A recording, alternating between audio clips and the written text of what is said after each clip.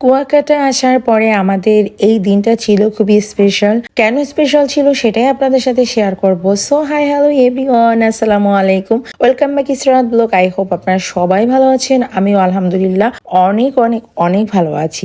তো আজকে আমি আপনাদের সাথে শেয়ার করব কুয়াকাটা আসার পরে দিনটি কেন স্পেশাল ছিল। এটা হচ্ছে একটা পাগড়ি। আমার সাথে পাগড়িটার সাথে দেখা হয়ে যায় কুয়াকাটা এসে। আমি লাঞ্চ করতেছিলাম, হঠাৎ করে পিছন থেকে আপু আপু বলে ডাকছিল।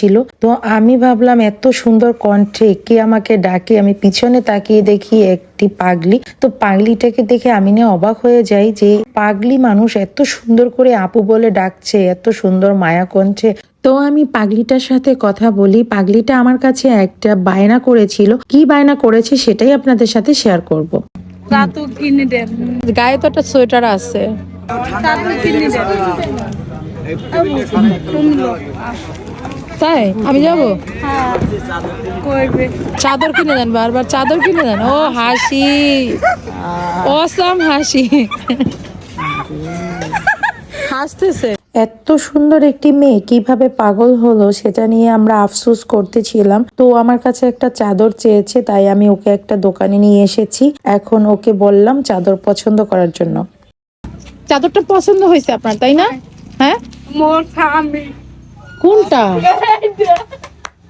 ইয়া কি বলে, এই চাদরটা যে দিয়েছি না, আপনি খুশি হয়েছেন? অনেক খুশি হয়েছেন। আপনার পছন্দের চাদরটা দিয়েছি, ঠিক আছে? আপনি পছন্দ করেছেন না এটা? এটাই সুন্দর, বুঝতে পারছি। আচ্ছা ঠিক আছে, ভালো থাকবেন। হ্যাঁ, দোয়া করবেন।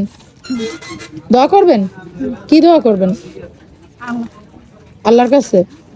হ্যাঁ ঠিক আছে, ঠিক আছে। এই চাদরটা মোড়ায় থাকেন, ড্রেস চেঞ্জ করেন। এই যে ভালো ড্রেস দিছে কে জানো না, এইগুলো পরবেন। জামা জামা এই জামাটা পরবেন, এগুলো এই চাদরের সাথে এই জামা পরবেন। আচ্ছা তাহলে যান আপনি। হ্যাঁ, এটা টাটা দিয়ে দেন তো, সবাইকে একটু টাটা দিয়ে দেন। টাটা দিতে জানেন? টাটা।